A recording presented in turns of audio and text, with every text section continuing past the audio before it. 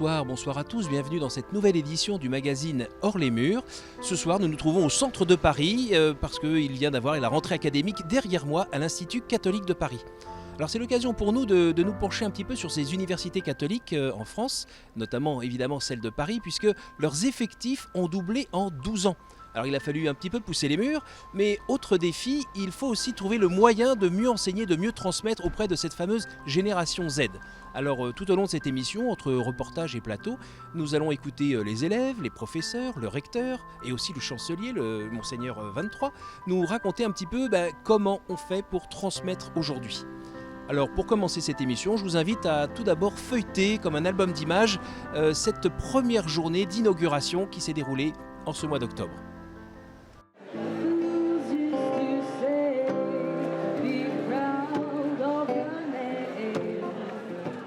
C'est jour de fête à l'Institut catholique de Paris aujourd'hui pour l'inauguration du nouveau campus tout juste rénové. Et pour commencer cette journée, ce sont les étudiants qui ont pris possession de la cour pour présenter les différentes associations du campus. Ici, les nouveaux locaux font l'unanimité. Je pense que c'est plus épuré, plus minimaliste, donc on s'y retrouve mieux. Du coup, mieux organisé peut-être, plus facile d'accès pour trouver les salles, etc. Ça permet d'avoir une meilleure visibilité de l'Institut catholique de Paris. Ça permet d'avoir une vie associative qui est bien plus active, beaucoup plus d'échanges entre les élèves et des nouvelles perspectives de développement pour la vie associative. Et au-delà de ça, c'est un cadre de travail qui est quand même beaucoup plus agréable dans l'ensemble. C'est vraiment un vrai projet qui a été mis en œuvre, qui est là, et maintenant c'est à nous de prendre le relais derrière et de faire en sorte que ce soit vivant et que ça continue de vivre pour les générations d'après.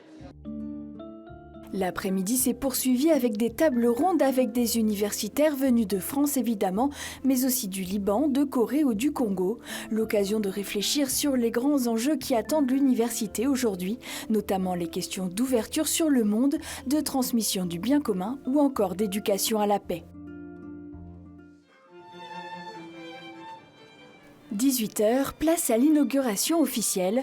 Pour l'occasion, professeurs et élèves étaient tous réunis et c'est le cardinal André 23, déjà présent au moment de la pose de la première pierre, qui est venu bénir les nouveaux locaux.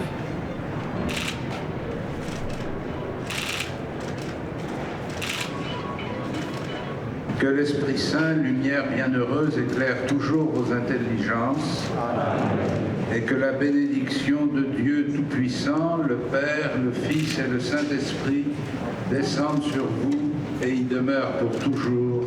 Amen. L'inauguration s'est faite en présence de Valérie Pécresse, présidente de la région Île-de-France, mais aussi du nonce apostolique, Monseigneur Luigi Ventura, et d'Irina Bokova, directrice générale de l'UNESCO.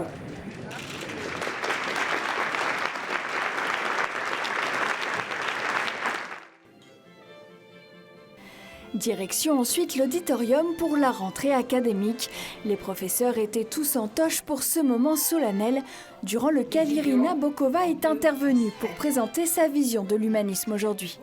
Nous vivons en âge des limites. Limites de notre planète, limites de nos ressources, limites de nos moyens. Il faut sans cesse réaffirmer la priorité des valeurs, sans cesse revenir au sens de notre action pour la paix, pour la dignité humaine. Préserver le patrimoine, oui, mais pour fortifier la coopération, apaiser les tensions, encourager la compréhension mutuelle et la réconciliation. Stimuler la recherche, oui, mais pour en partager avec les fruits et les bénéfices avec le plus grand nombre. La rentrée académique est le fruit d'une longue tradition, un temps où les professeurs se retrouvent pour marquer pleinement le début de la nouvelle année universitaire. Au-delà du moment solennel, c'est un moment de rencontre et puis c'est un moment, comme vous pouvez voir, de partage également. Donc c'est vraiment très bien et puis surtout cette année avec les nouveaux locaux, c'est quand même merveilleux. Alors c'est une rentrée tout à fait extraordinaire. Toute rentrée est un moment inaugural, mais celle-ci est particulièrement chargée de sens pour nous tous parce que c'est un immense investissement d'énergie, aussi d'énergie spirituelle. Je sens vraiment un renouveau, un désir de théologie, d'humanité et puis de vivre ensemble. Donc on est tous, je pense, très touchés ce soir. C'est vraiment un grand moment.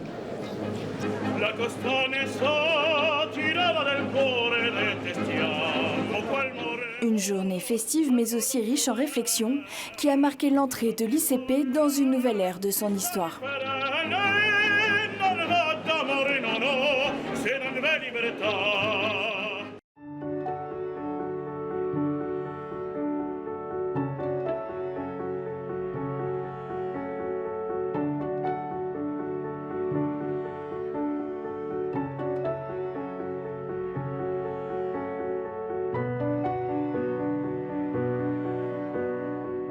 Alors nous nous retrouvons dans le jardin des Carmes, à l'ombre de l'église qui remonte au XVIIe siècle. Et nous sommes avec le professeur Artus. Bonjour professeur. Bonjour. Alors vous êtes vice-recteur à la recherche. Vous allez nous en parler dans quelques instants. Mais juste avant, est-ce que vous pourriez nous éclairer un tout petit peu? Où sommes-nous? De quand date l'ICP? Éclairez-nous. Alors nous sommes en plein milieu du jardin du séminaire universitaire des Carmes et en plein milieu donc du campus de l'Institut catholique de Paris, puisque le séminaire est au cœur de ce campus. Alors le bâtiment de ce séminaire est un bâtiment qui a été construit au début du XVIIe siècle, dans lequel était un couvent d'hommes carmes. Il a eu des destinées diverses, puisqu'il y a eu un moment dramatique. Nous sommes près d'un monument qui rend mémoire aux martyrs, aux prêtres martyrs de la Révolution. Ce bâtiment est devenu une prison sous la Révolution. Et puis, des carmélites l'ont réinvesti au XIXe siècle et en ont fait don au moment où on pensait à la formation de prêtres étudiants. Et puis, progressivement, une faculté de lettres est venue ici en 1875. Et lorsque il n'a plus été possible d'enseigner la théologie à la Sorbonne, une faculté de théologie a été fondée ici. Et progressivement, l'Institut catholique de Paris s'est développé avec, dans l'après-seconde guerre mondiale, des écoles associées en différentes disciplines. Ces écoles ont pris leur envol aujourd'hui, mais une école de psychologues praticiens, une école d'ingénieurs en électronique, une école d'interprétariat. Reste ici 6 facultés, comme vous le savez, et puis une école de français langue étrangère, un institut de français langue étrangère qui est assez important, où il y a quand même plusieurs milliers d'étudiants qui sont formés à notre langue et à notre culture, puisque c'est l'Institut de langue et de culture française. Alors pourquoi c'est important pour l'Institut catholique de Paris d'avoir comme ça un grand pôle de recherche? Alors, c'est important d'abord parce que nous avons des disciplines rares. Nous sommes en France non concordataire ici, et donc nous avons une faculté de théologie qui est le seul lieu à Paris où l'on soit formé à la théologie catholique. Faculté importante, une faculté francophone de plus de 1000 étudiants en théologie, c'est quelque chose d'assez considérable. Nous avons également une faculté de droit canonique. Nous avons je dirais une école de philosophie assez intéressante à la faculté de philosophie, une école de phénoménologie en particulier. Nous sommes en train de développer nos activités en sciences sociales. Donc, mais les 3 premières disciplines sont certainement des disciplines rares. Pour que, je dirais, la formation soit de qualité, il est important évidemment que le corps enseignant soit attelé à développer sa propre recherche. C'est-à-dire que ce que vous donnez en cours à des étudiants, c'est ce que vous avez travaillé vous-même dans une activité préalable de recherche et de publication. Et donc, il nous paraissait important, premièrement, de donner les moyens à nos enseignants de développer une activité de recherche et de publication. Deuxièmement, également de créer, c'est peut-être ça la nouveauté des dernières années, de créer une certaine transversalité entre les disciplines. L'unité de recherche dont je vous parlais à l'instant s'appelle l'unité de recherche religion, culture et société, ce qui signifie notre conviction que ces disciplines peuvent au fond se féconder les unes les autres et que la théologie peut irriguer véritablement la recherche d'un certain nombre d'autres domaines. Donc religion, culture et société, ça témoigne également d'une deuxième conviction qui est qu'un institut catholique, qui, si on était en latin, je pourrais la désigner comme une université catholique, puisque c'est notre désignation romaine, n'a pas pour vocation de rester entre 4 murs dans un entre-soi. Bien entendu, nous sommes au service non seulement des étudiants que nous formons, mais nous sommes au service de la société et nous essayons de développer des interfaces entre la recherche de nos enseignants-chercheurs et, je dirais, les défis, les attentes de la société contemporaine. Vous avez un exemple à nous donner? Alors, j'ai 2 exemples à vous donner peut-être, 2 projets que nous avons développés ces dernières années.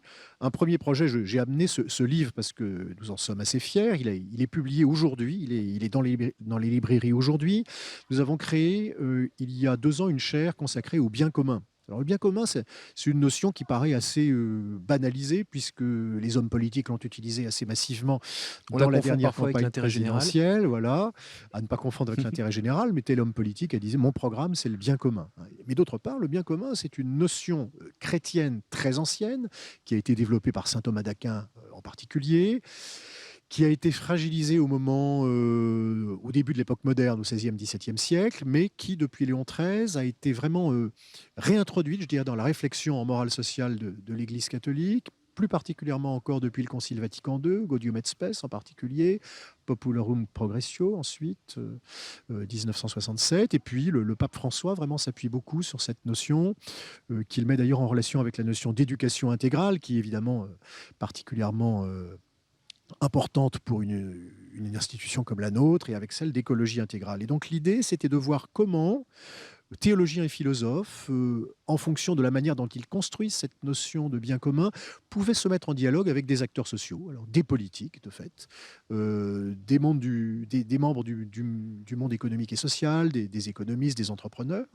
Nous avons confié la présidence de la chaire à Pierre-André de Chalandard, qui est le président de la Compagnie de Saint-Gobain, et donc nous avons eu un premier colloque où au fond il s'agissait de faire parler les uns et les autres, les théoriciens et les praticiens, pour dire comme ça, et ce livre, c'est simplement le produit de ce premier colloque. Un deuxième colloque aura lieu au mois d'avril prochain sur l'écologie. Évidemment, on aura à l'esprit la notion d'écologie intégrale développée dans Laudato Si par le pape François en particulier, mais on aura également vraiment des experts du climat, des experts des ressources naturelles, et on essaiera aussi de faire jouer la notion de théologie de la création et voir de nouveau quelles sont les interactions. Alors, en vous entendant, on se dit que ces dernières années, ça bouge pas mal à l'Institut catholique de Paris. Est-ce que, alors avec les images du reportage précédent et du reportage suivant, et on va le voir dans cette émission, il y a des nouveautés, il y a de l'air frais, j'ai envie de dire. Est-ce qu'on peut parler du réveil de la Belle Endormie ? Alors je pense que peut-être le propos est un tout petit peu trop fort. Je dirais qu'il y avait des compétences très anciennes dans cette maison, un nombre d'étudiants qui est en augmentation régulière, mais il y a déjà quand même plusieurs milliers d'étudiants depuis un certain nombre d'années. Donc je pense que le fait nouveau, vraiment le fait nouveau, c'est de penser en termes de campus. Voilà, c'est-à-dire de construire une transversalité entre les différents éléments que l'on rencontre ici. Peut-être que les uns et les autres avaient peut-être tendance à vivre dans un entre-soi et que les différentes disciplines avaient peut-être un petit peu plus de difficulté à communiquer les unes avec les autres par le passé. La création de l'unité de recherche dont on parlait a été l'opportunité vraiment d'entrer dans une logique beaucoup plus pluridisciplinaire. Donc une transversalité et une pensée en réseau. Voilà. Merci beaucoup, professeur. Merci de nous avoir dit où nous étions et ce qui s'y vivait.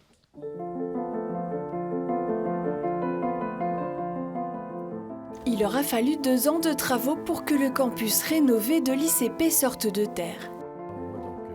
Des travaux pharaoniques qui ont opéré un changement total de perspective, à commencer par l'entrée, exit la rue d'Assas et la façade en briques. Désormais, les étudiants rentrent par le 74 rue de Vaugirard. La rue de Vaugirard, c'est très symbolique puisque c'est la rue qui part de la chapelle de la Sorbonne, n'est-ce pas, qui continue par le dôme du Sénat où habitait Marie de Médicis et qui arrive ici. L'image de l'Institut catholique était très liée à l'image du collège anglais du bâtiment en briques, qui devait d'ailleurs recouvrir l'ensemble du site.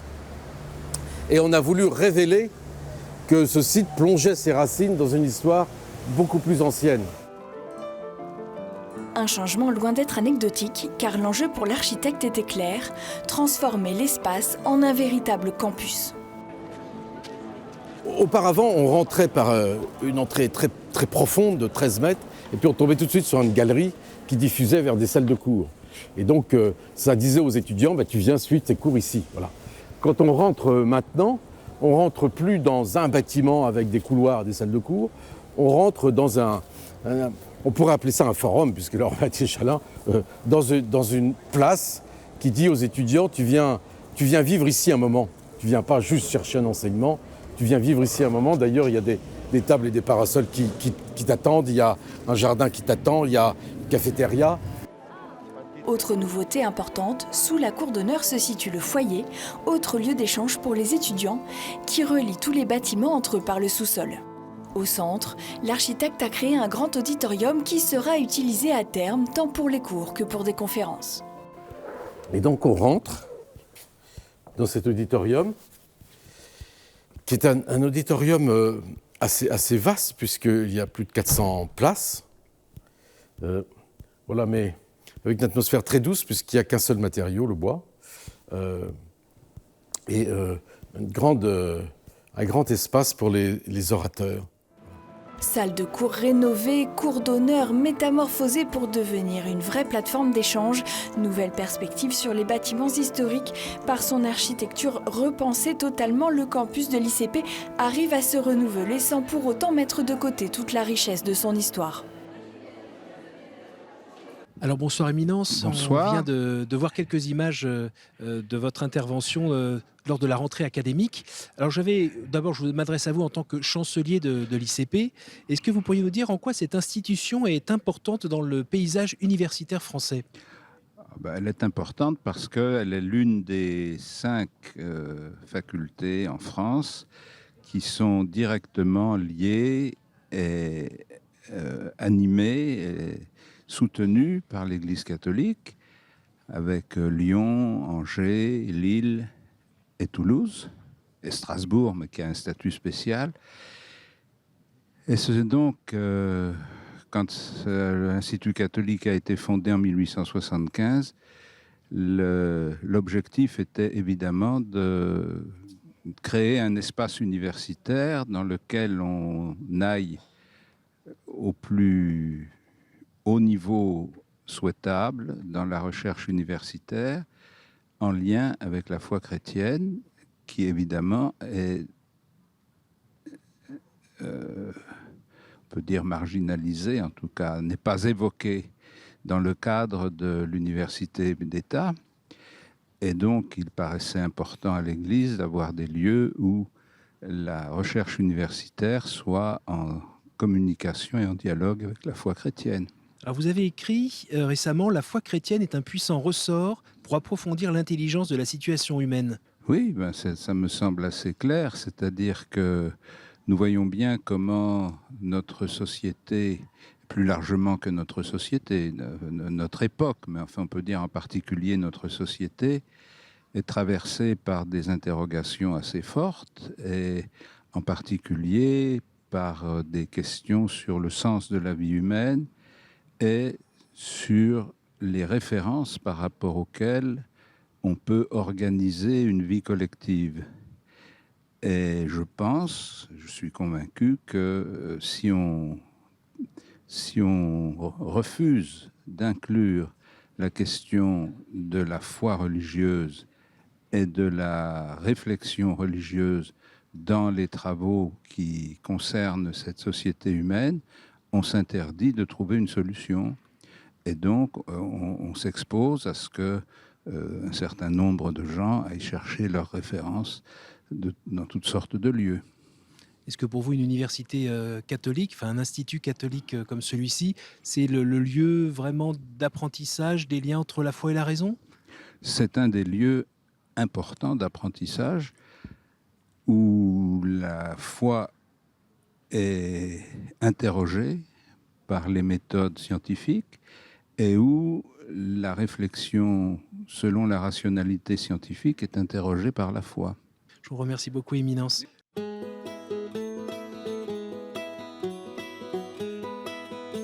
Je vous propose maintenant de quitter le cadre inaugural de cette journée du 3 octobre pour voir d'un peu plus près ce qui se passe au jour le jour entre les murs de l'Institut catholique de Paris. Alors il y a plusieurs défis ici, notamment enseigner à la génération Z, une génération qui a juste besoin d'appuyer sur un bouton pour accéder aux connaissances, mais qui a besoin d'un enseignant pour accéder au savoir. Un reportage de Rémi Pem. C'est une salle de cours pas comme les autres. 2 gradins qui se font face, avec au centre le professeur, encadré par 2 écrans rétroprojecteurs. Le forum, c'est son nom, accueille aujourd'hui des étudiants en 3e année d'histoire de l'art. Dans les amphis, tout le monde se tourne le dos, on regarde juste le prof, nos ordinateurs, c'est pas du tout la même chose.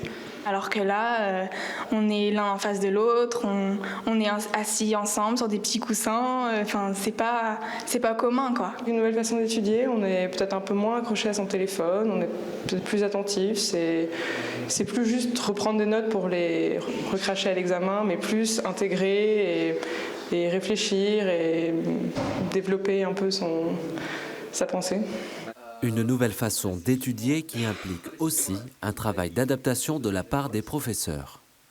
On va voir que chez eux, une photographie qui au départ pouvait peut-être paraître anodine, mais qui là va devenir extrêmement important parce qu'on va s'en servir comme un outil de propagande. J'aime beaucoup circuler dans mes cours pour animer l'étudiant, parce que si vous bougez, l'étudiant va vous regarder.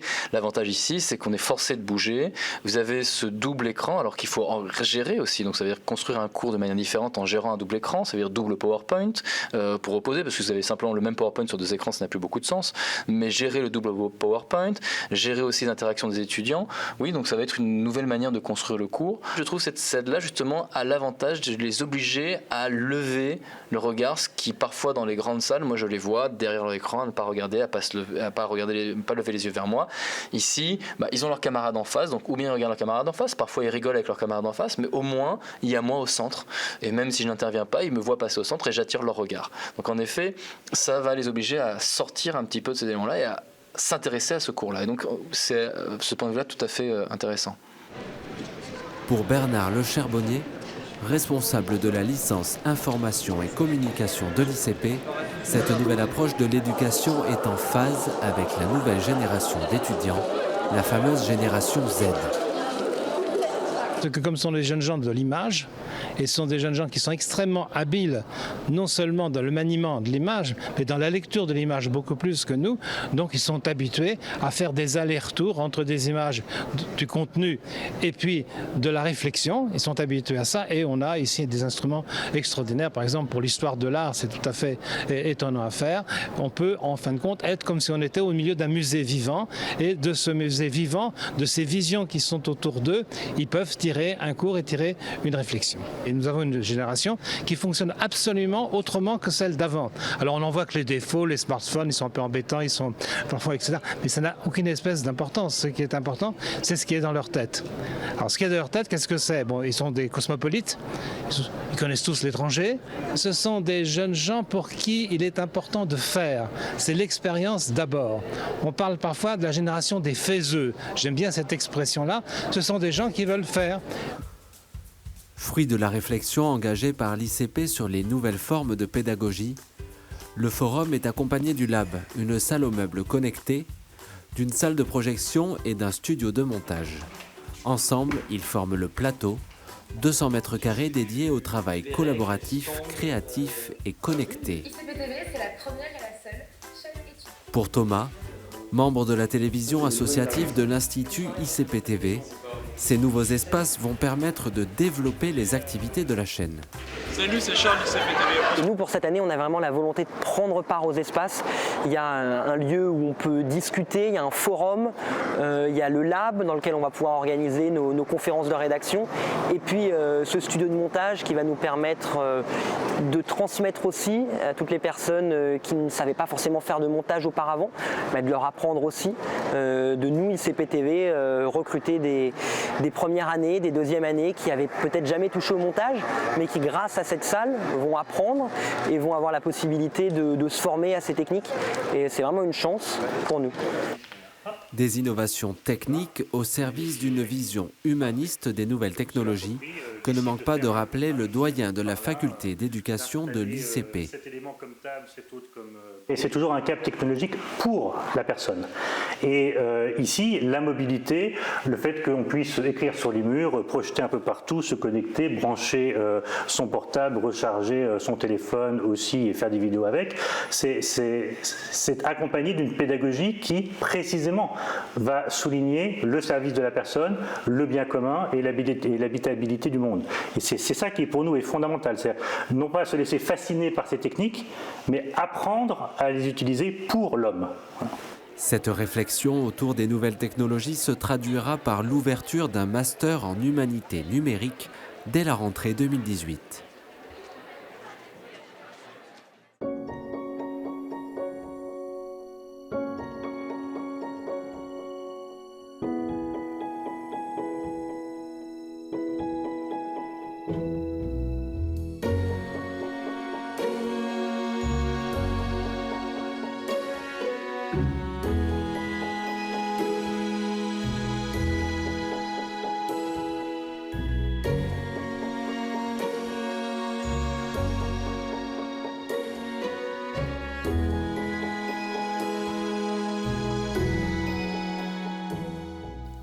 Je ne parle pas trop fort parce que nous nous trouvons actuellement dans la bibliothèque de Fels, où vous le voyez derrière moi, beaucoup d'étudiants travaillent.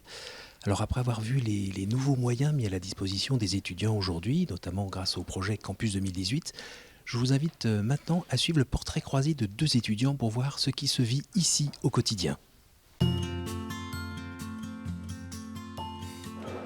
Des milliers d'étudiants se croisent chaque jour. Parmi eux, Sophie, 21 ans, et Emmanuel, 27 ans, 2 étudiants au profil assez différent. Originaire de Franche-Comté, Emmanuel est entré au séminaire des Carmes il y a 4 ans, après des études d'ingénieur. Il est inscrit dans la faculté de théologie et de sciences religieuses de l'ICP, le Théologicum, la plus importante faculté de théologie universitaire francophone au monde. Aujourd'hui, il a cours de Pentateuque avec le père Olivier Artus, une matière fondamentale pour cet étudiant en 5e année de baccalauréat canonique. 24.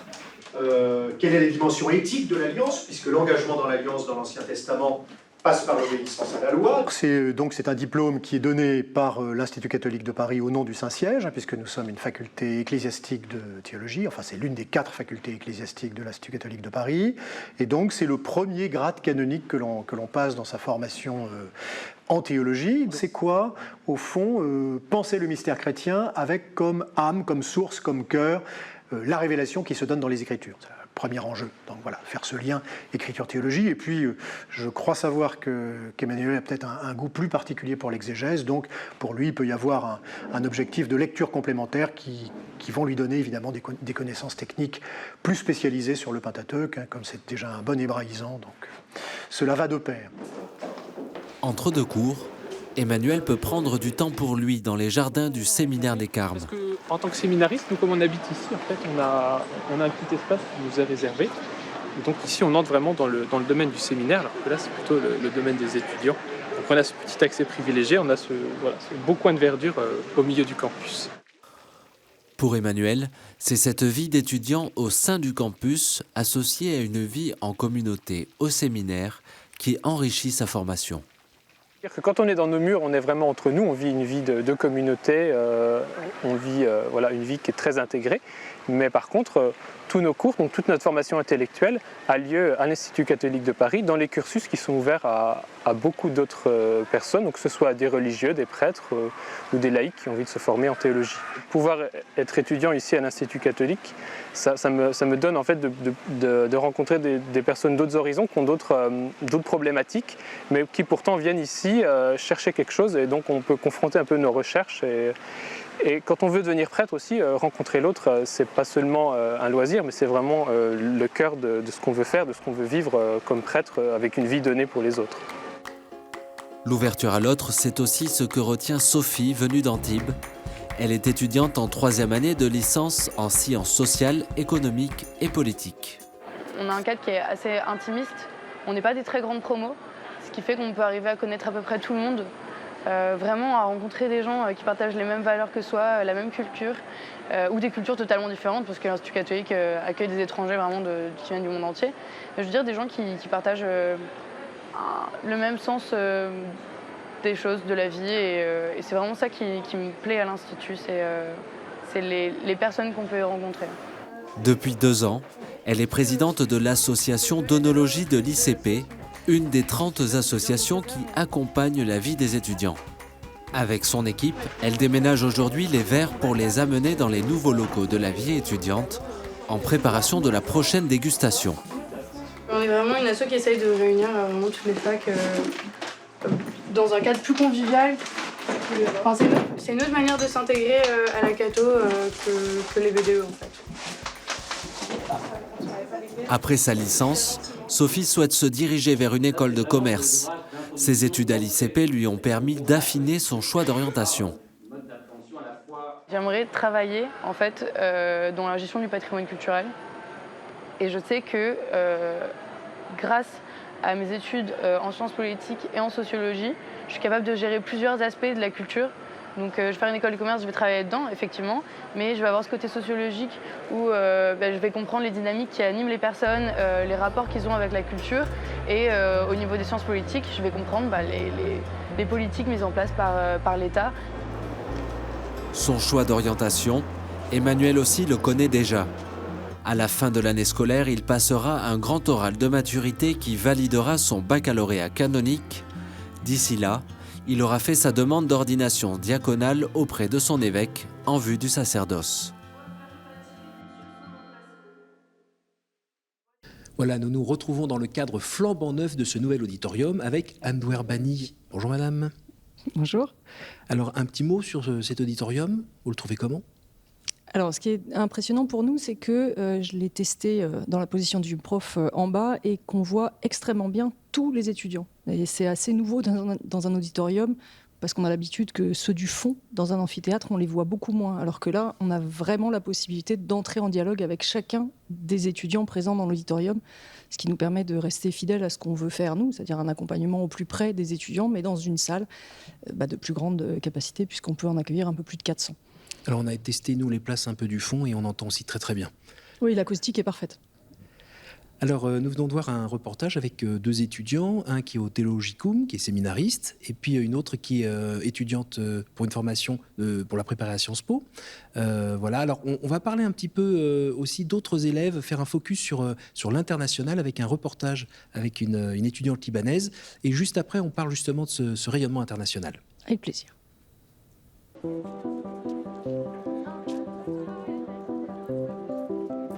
Pamela a 21 ans, étudiante à l'Université Saint-Joseph de Beyrouth en master événementiel.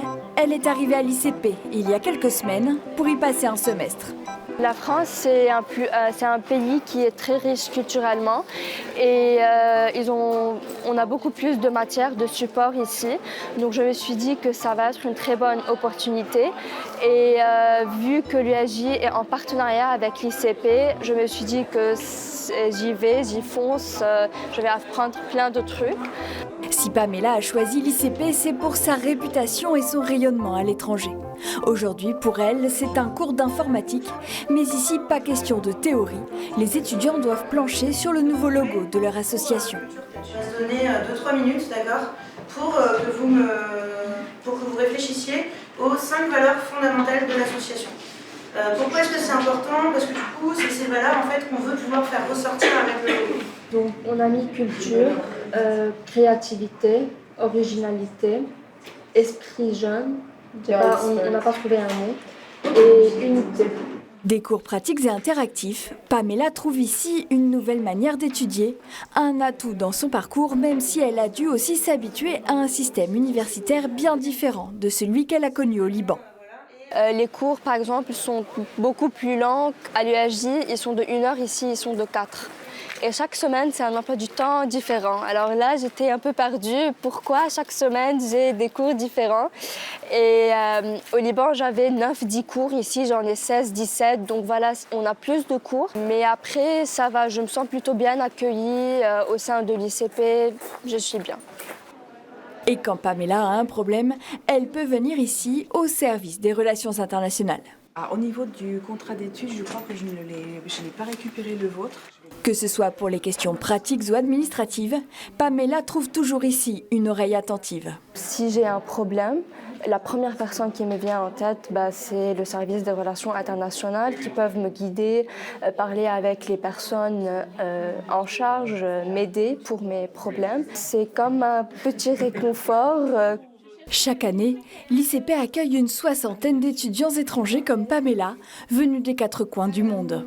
Ils sont des ambassadeurs de l'Institut catholique. Ils peuvent démultiplier notre présence, ils peuvent parler de ce qu'on fait. Et ça apporte aussi tout un rayonnement qui peut rejaillir, par exemple, sur des enseignants. Ça apporte aussi un esprit ouvert sur le monde, de manière à ce que les étudiants français se disent « Moi aussi, j'ai envie de partir pour être dans l'Europe qui se construit ou dans le monde qui se construit. » Dans un monde où les frontières disparaissent, les échanges internationaux sont devenus incontournables pour toutes les universités. L'ICP n'y déroge pas et a tissé un réseau de partenariats avec plus de 135 universités dans 35 pays du monde. C'est le cas avec l'Université Saint-Joseph à Beyrouth au Liban par exemple, ou avec l'Université catholique du Congo. Je pense que ce qui apporte surtout à l'université, il y a 2 facteurs. C'est l'élément humain, bien sûr, des amitiés. et c'est très important l'amitié. Et deuxième facteur qui est un levier important, c'est être confronté à une autre manière de réfléchir, une autre manière de voir les choses, plus critique.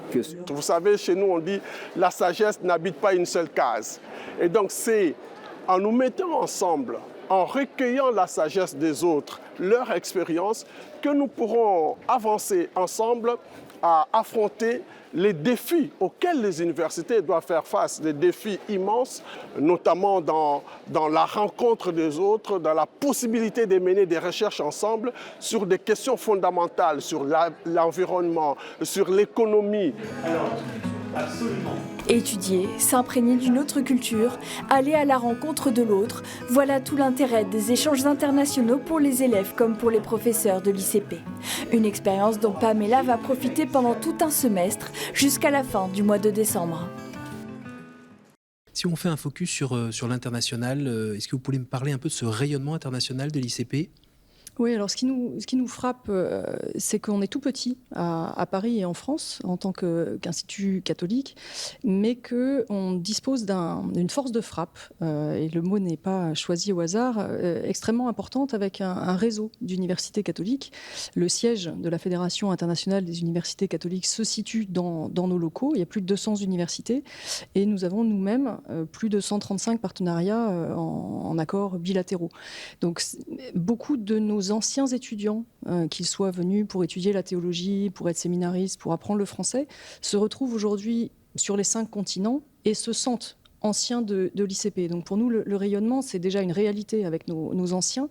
C'est une réalité quotidienne, puisque nous sommes en lien en permanence avec nos étudiants partis étudier pour un semestre ou 2 dans nos universités partenaires. Mais c'est aussi évidemment une zone de développement, puisque nous ne cessons de rencontrer de nouveaux partenaires à l'international ou de densifier des accords que nous avons déjà ici ou là. Je pense par exemple à l'Université Saint-Joseph de Beyrouth, dont on a entendu parler dans le reportage. Pourquoi c'est important d'avoir des élèves étrangers, sachant qu'ici, il y en a quasiment un tiers des élèves viennent d'étrangers ? Oui, à peu près un tiers. De mémoire, il y a plus de 60 nationalités représentées sur le campus.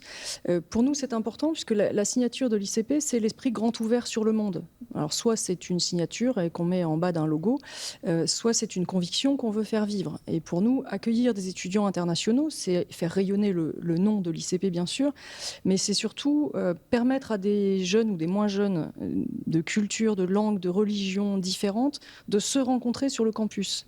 Donc pour nous, plus il y a de diversité sur notre campus, plus ce campus est riche. Donc nous avons besoin d'étudiants venus des 4 coins du monde pour nous enrichir nous-mêmes.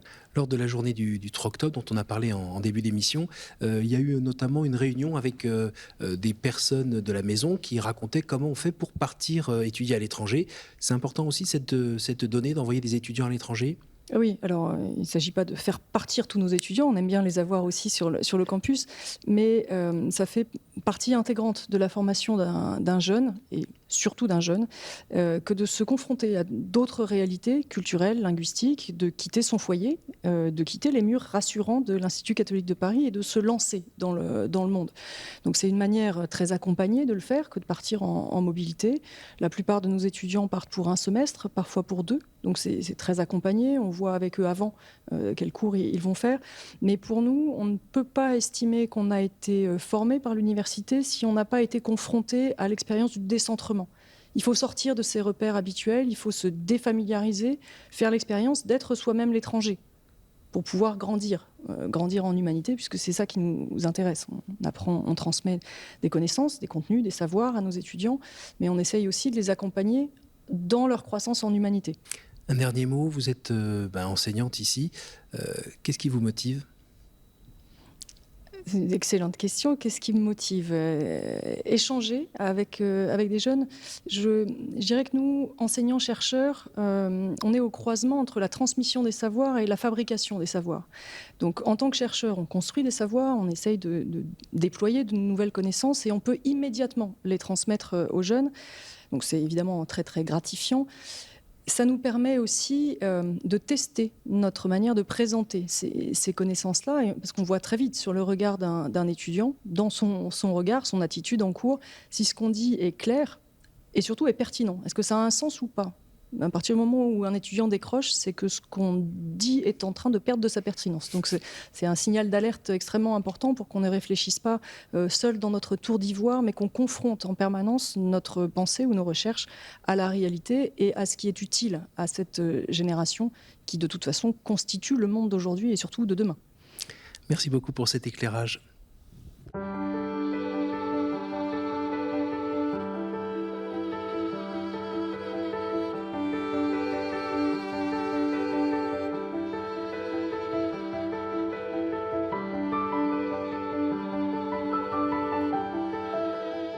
Alors pour finir cette émission, nous nous retrouvons avec le recteur de l'Institut catholique de Paris, Monseigneur Philippe Borden. Bonjour Père. Bonjour.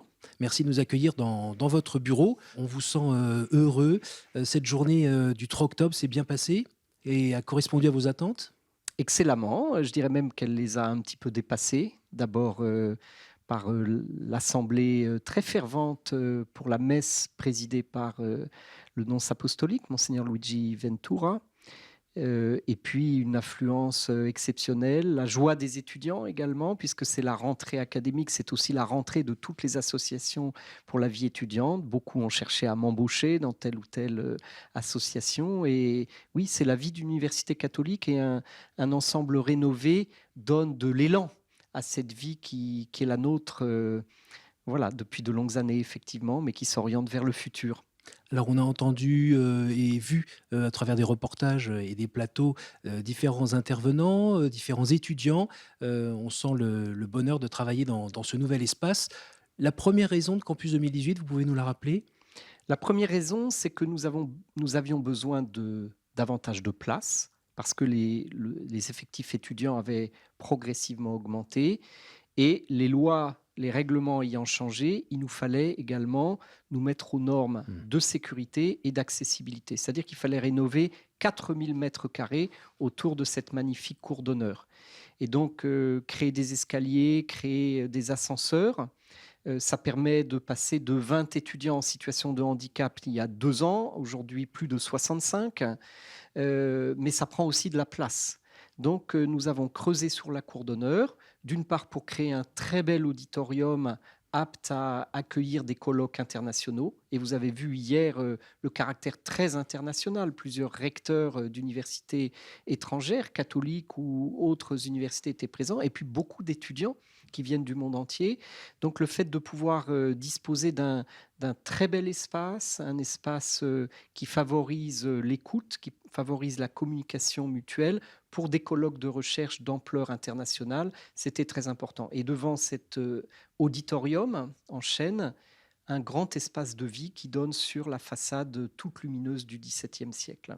Alors juste avant ce plateau, on a vu quelques images de la rencontre avec l'université Al-Azhar, avec qui vous avez signé quelque chose d'historique avec l'université millénaire égyptienne.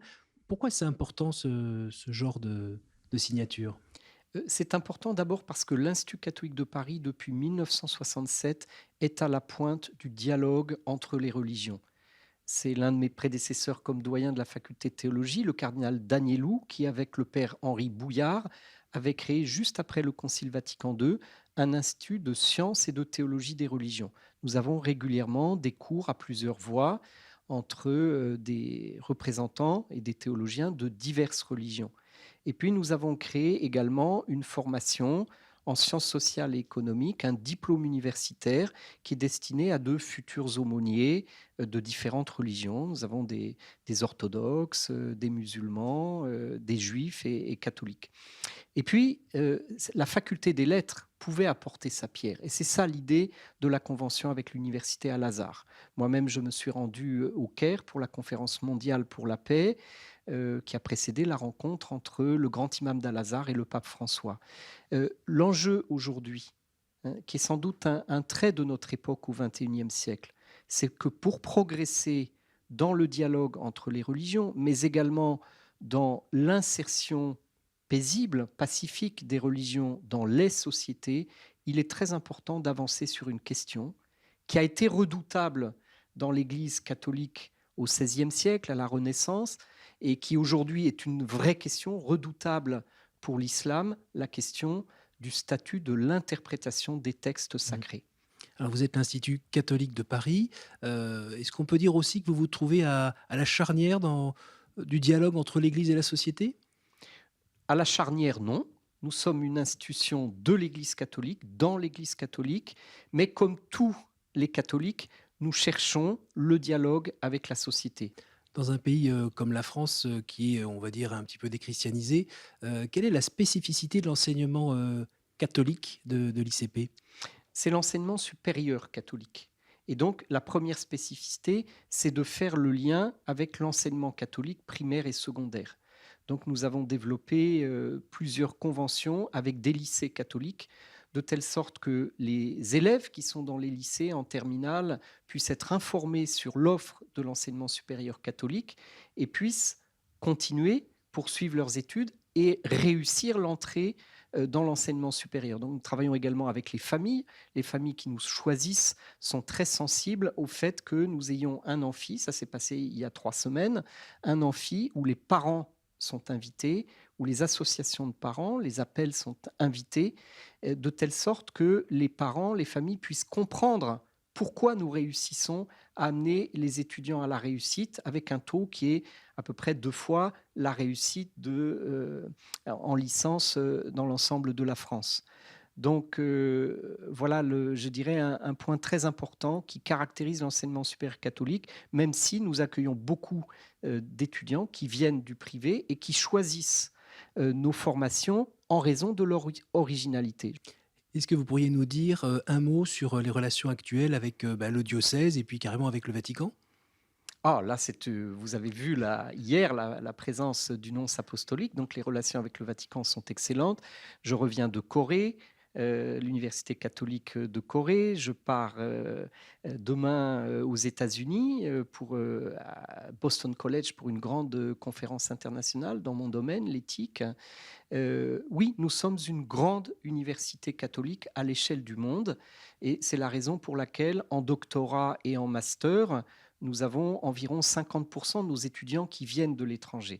Donc le Saint-Siège apprécie ces échanges qui existent entre les universités catholiques. Nous avons également à l'Institut catholique de Paris le siège de la Fédération internationale des universités catholiques. Et donc, tout naturellement, vous avez vu aussi la présence hier de Madame Irina Bokova de l'UNESCO, tout naturellement, les liens entre les universités catholiques et les instances de dialogue et de promotion de la culture et de l'éducation au niveau mondial sont une grande priorité pour le Saint-Siège. Est-ce que, pour finir, vous pourriez un peu nous donner brièvement votre vision de l'avenir de cette maison? Parce qu'après Campus 2018, il y a une autre étape. Alors, elle se fait collectivement. Nous sommes en période d'évaluation. Donc, nous préparons déjà la suite de notre plan Campus 2018 qui avait commencé pour 5 ans en 2013. Mais je dirais, nous sommes relativement petits. Avec nos 10 000 étudiants, nous représentons 1,5% de la population d'Île-de-France. Mais nous avons des étudiants qui viennent d'un peu partout en France, qui nous choisissent. Et je dirais le grand défi, et c'est la ligne que je donnerais pour la recherche de notre orientation stratégique pour aller, disons, jusqu'à 2025, ce qui sera notre 150e anniversaire. La grande orientation, c'est qu'avec notre taille relativement modeste, nous puissions bien accompagner les étudiants et bien faire le métier de l'université. Or, l'université, c'est à la fois de la recherche, des formations et du transfert vers la société civile. Donc, je souhaite que nos enseignants-chercheurs soient vraiment excellents dans leur domaine de spécialité, qu'ils fassent des cours excellents, qui soient attractifs pour les étudiants et qui répondent aux vraies questions de notre époque. Religion, culture et société, voilà des sujets qui sont au cœur de l'actualité, voilà des sujets sur lesquels nos enseignants-chercheurs ont quelque chose à dire, à écrire, et voilà ce que nos étudiants, malheureusement, ne trouvent pas toujours dans l'offre de formation supérieure, et qu'en venant à l'Institut catholique de Paris, ils sont sûrs de pouvoir aborder, ce qui leur donne une plus grande aisance pour être des acteurs de paix, de fraternité, de reconnaissance mutuelle dans les entreprises du XXIe siècle et à l'échelle de la planète. Merci beaucoup, Père, d'avoir pris le temps pour revenir un peu sur cette belle journée et puis nous donner des clés de lecture sur cette maison où je dois avouer que ça donne envie de revenir étudier. Eh bien, très bien. Merci Revenez beaucoup, Père. parce qu'on peut venir à tous les âges. Merci, Père.